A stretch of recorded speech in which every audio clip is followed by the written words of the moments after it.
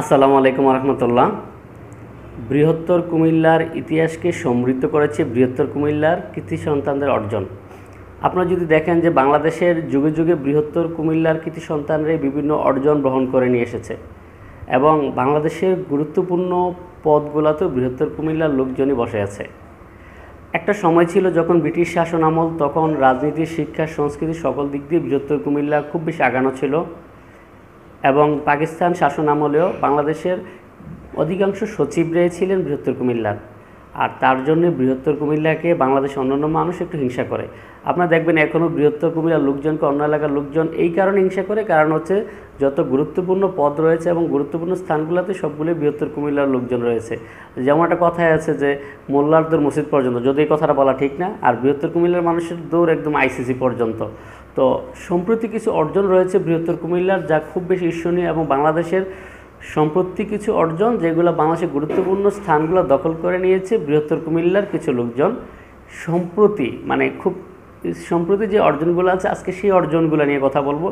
সারা বছরের অর্জনগুলো নিয়ে কথা বললে তো বৃহত্তর কুমিল্লার অর্জন বলা শেষ করা যাবে না, ঘন্টার পর ঘন্টা কথাই বলা যাবে।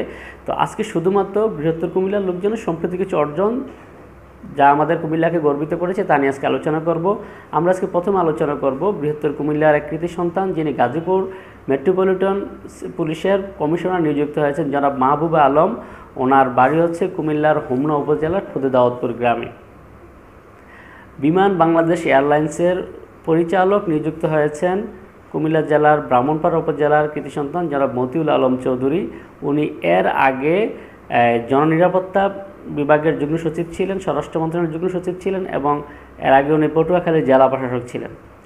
ঢাকা মেডিকেল কলেজের বায়োকেমিস্ট্রি বিভাগের ডিপার্টমেন্টের প্রধান হয়েছেন ডাক্তার খাদিজা আক্তার জুমা। ওনার বাড়ি হচ্ছে কুমিল্লার লালমাই উপজেলা এবং ওনাকে আপনারা অনেকে চিনেন যে উনি হচ্ছে বাংলাদেশের খ্যাতনামা আইনজীবী জনাব বাসেত মজুমদার সাহেবের মেয়ে।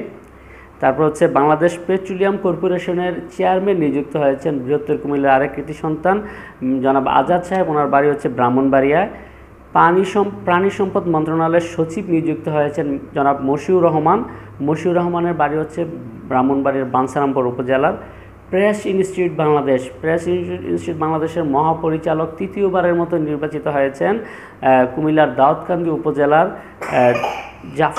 মিস্টার জাফর ওয়াজেদ। উনি তৃতীয়বারের মতো প্রেস ইনস্টিটিউট অব বাংলাদেশের মহাপরিচালক নিযুক্ত হয়েছেন।